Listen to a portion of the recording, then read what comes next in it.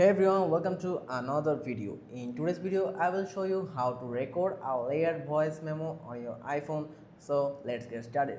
First of all, open the voice memos app. You can simply search it by in the search app. Here's the voice memos app. Then once you open the app, tap the record button to start recording your first audio clip. When you are done, tap stop. Now add another layer. Tap the three lines icon to open your recording like this. Tap the plus icon.